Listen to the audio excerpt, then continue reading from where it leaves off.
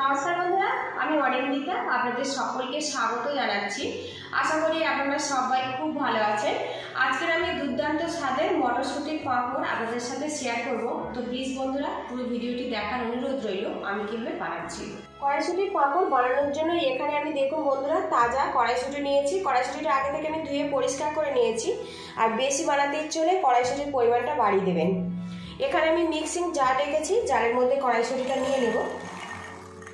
এবারে এর মধ্যে দিয়ে দেবো দুটো কাঁচা লঙ্কা। ঝালটা স্বাদ মতো দেবেন, খুব কিন্তু বেশি ঝাল হবে না, সেই মতো ঝালটা দিতে হবে। এবারে এর মধ্যে দিয়ে দেবো ধনে পাতা। ডাঁটাটা আমি বাদ দিয়েছি, শুধুমাত্র পাতা ব্যবহার করেছি। এবারে এর মধ্যে বেশ কিছুটা জল দিয়ে দেব। এবারে একটা ঢাকনি দিয়ে একদম মিহি করে পেস্ট বানিয়ে নেব। আর বন্ধুরা আপনারা যদি বা শিলে বাটেন তাহলে কিন্তু পেস্টটা সুন্দর করে ছেঁকে নিতে হবে। এদিকে আমি একটা বোল নিয়েছি, বোলের মধ্যে কড়াইশুঁটির পেস্ট নিয়ে নেব।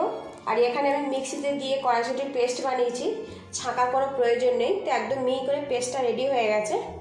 এবারে এর মধ্যে আমি 1 বাটি পরিমাণে ময়দা দিয়ে দেব। ওয়েটে 120 গ্রাম পরিমাণে আছে। দিয়ে দেবো স্বাদ মতো লবণ। এর মধ্যে আরও কিছুটা জল অ্যাড করে দেব, দিয়ে একটা পাতলা করে মিশ্রণ রেডি করে নেব। আর বন্ধুরা একটু খেয়াল রাখতে হবে এর মধ্যে কোনো রকম যেন লাম্পস না থাকে। এদিকে দেখুন ময়দা কড়াইশুঁটিটা কিন্তু সুন্দর করে একটা ব্যাটার বানিয়ে নিয়েছে। আর এখন হাতার পিছনে দেখুন ব্যাটারটা একটু পাতলা করে এইভাবে কিন্তু ব্যাটারটা বানিয়ে নিতে হবে। খুব বেশি মোটা নয়, আবার খুব বেশি পাতলাও নয়, মিডিয়াম ঘনত্বে ব্যাটারটা বানিয়ে নিতে হবে। আর এই ব্যাটারটা কিন্তু একদম স্মুথ করে বানিয়ে নিতে হবে, কোনো রকম ছিবড়া ভাব যেন না থাকে। এদিকে গ্যাসে আমি কড়া বসিয়েছি, কড়াটা হালকাভাবে গরম হয়ে গেছে। এর মধ্যে আমি দিয়ে দেবো বেশ কিছুটা জল। হাই হিটে জলটা আমি ফুটতে দেবো। আর এখানে আমি একটা ছিদ্রযুক্ত থালা নিয়েছি দেখুন। এবার এই কড়ার উপরে বসিয়ে দেবো। আর বন্ধুরা একটু খেয়াল রাখতে হবে জলটা যেন কড়ার নিচে পড়ে থাকে, থালার উপরে না উঠে আসে, সেটা কিন্তু খেয়াল রাখতে হবে। এবার ঢাকনা দিয়ে ঢেকে রাখবো, তাহলে জলটা কিন্তু খুব ঝটপট ফুটে যাবে। এদিকে দেখুন জলটা কিন্তু ফুটতে শুরু করেছে আর হালকা হালকা ভাপ বেরোতে শুরু করেছে।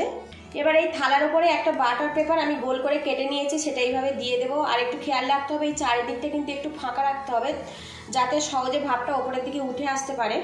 এবার সামান্য তেল আমি ব্রাশ করে দেব। এবারে এর মধ্যে সামান্য কড়াইশুঁটির মিশ্রণ নিয়ে নেব। আর দেখুন ব্যাটারটা চারিদিকে পড়লে কিন্তু ছড়িয়ে যাচ্ছে, এইভাবে রেডি করে নিতে হবে। একটু এইভাবে আলতো করে ঘুরিয়ে গোল করে নেব। আপনারা কিন্তু পাঁপড়টা ছোট বড় যেমন ইচ্ছে করে বানিয়ে নিতে পারেন। তো দেখুন পাঁপড়টা রেডি হয়ে গেছে। একটা পাত্র দিয়ে ঢেকে রাখবো 1 মিনিটের জন্য। আর বন্ধুরা এই সময় গ্যাসের হিটটা কিন্তু মিডিয়াম টু হাইতে রাখতে হবে, যাতে জলটা ফুটে ভাপটা বেরিয়ে আসতে পারে। এবার আমি ঢাকনাটা খুলবো। আর দেখুন পাঁপড়টা কিন্তু একদম কালার চেঞ্জ হয়ে গেছে। এবার এবার এই ধার থেকে এইভাবে টেনে তুলে নিতে হবে।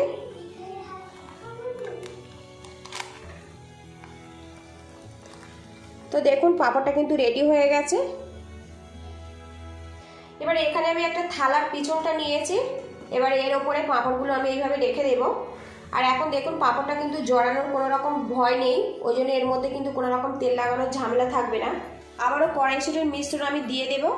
আর এইভাবে ঘুরিয়ে গোল করে নেব। আর বন্ধুরা এই পাঁপড়টা ভাজার পরে কিন্তু অনেকটাই বড় হয়ে যাবে, সেই জন্য আমি একটু সাইজে ছোট ছোট করে বানালাম। আপনারা কম বেশি করে বানিয়ে নিতে পারেন। আবারও পাত্র দিয়ে ঢেকে রাখবো। আবারও আমি ঢাকনাটা খুলবো। আর এদিকে দেখুন ব্যাটারটা যখন ভালো মতো সেট হয়ে যাবে, পাঁপড়গুলো কিন্তু চারিদিক থেকে উঠতে শুরু করবে। এইভাবে এটা আমি তুলে নেব। আর সবগুলো পাঁপড় আমি এইভাবে রেডি করে নেব। আর এখন কিন্তু খুবই নরম থাকে, খুব সাবধানে কিন্তু এটা তুলে নিতে হবে, কোনোভাবে না ছিঁড়ে যায়। এদিকে দেখুন বন্ধুরা পাঁপড়গুলো আমি সব রেডি করে নিয়েছি। আর এবার এই থালা ধরে আমি এগুলো রোদে শুকিয়ে নেব। আর বন্ধুরা আপনারা যখন এই পাঁপড়টা বানাবেন একটু সকালের দিকে বানিয়ে নেবেন, তাহলে সারাদিন রোদ পেয়ে পাঁপড়গুলো কিন্তু খুব সুন্দরভাবে শুকিয়ে যাবে। এখানে আমি একটা পাতলা ওড়না রেখেছি দেখুন বন্ধুরা, একদম পাতলা। এই পাঁপড়ের ওপরে এগুলো ঢেকে রাখবো, যাতে বাইরের ধুলোগুলো পাঁপড়ের গায়ে না আটকে যায়। অবশ্যই কিন্তু এরকম ঢাকা দিয়ে পাঁপড়গুলো শুকিয়ে নিতে হবে। এবার এই পাঁপড়ের থালাগুলো আমি রোদে মেলে দেবো। আর বন্ধুরা এখন সকালে আমি ভিডিওটা বানাচ্ছি, বিকালে দেখা হবে পাঁপড়টা কতটা শুকনো হলো। এদিকে দেখুন কড়াইশুঁটির পাঁপড়গুলো খুব সুন্দরভাবে কিন্তু শুকিয়ে গেছে। তো বন্ধুরা আজকের একটা রোদেই কিন্তু পাঁপড়গুলো আমার রেডি হয়ে গেছে। আজকে রোদের তাপটা কিন্তু অনেক বেশি ছিল।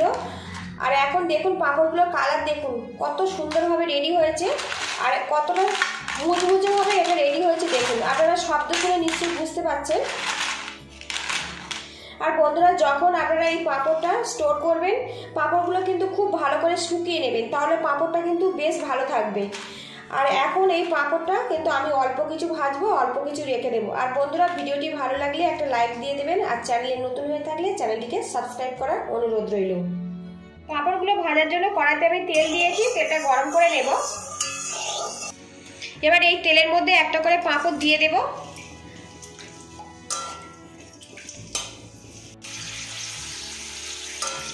তো দেখুন, পাঁপড়টা কিন্তু রেডি হয়ে গেছে। খুব বেশি কিন্তু তেলটা গরম করবে না, তাহলে পাঁপড়ের যে সবুজ কালার ওটা কিন্তু নষ্ট হয়ে যাবে।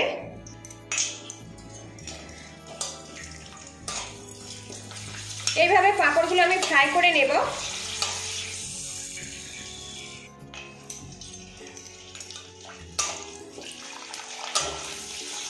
এদিকে দেখুন, কিছুটা পাঁপড় আমি ভেজে নিয়েছি, আর এই পাঁপড়গুলো আমি সন্ধ্যেবেলা চায়ের সাথে পরিবেশন করব। আর বন্ধুরা, ভিডিওটি ভালো লাগলে বাড়িতে অবশ্যই এইভাবে ট্রাই করতে পারেন। আশা রাখছি খুবই ভালো লাগবে। আপনারা ভালো থাকবেন, সুস্থ থাকবেন, দেখা হবে নেক্সট ভিডিওতে। আর বন্ধুরা, এই পাঁপড়টা খেতে কিন্তু অসাধারণ, বাজারের কেনা পাঁপড়ের থেকে কিন্তু অনেক বেশি টেস্টি। ধনেপাতা আর কাঁচা লঙ্কা দেওয়ার জন্য কিন্তু এর একটা সুন্দর গন্ধ আছে, আপনারা না খেলে কিন্তু বুঝতে পারবেন না।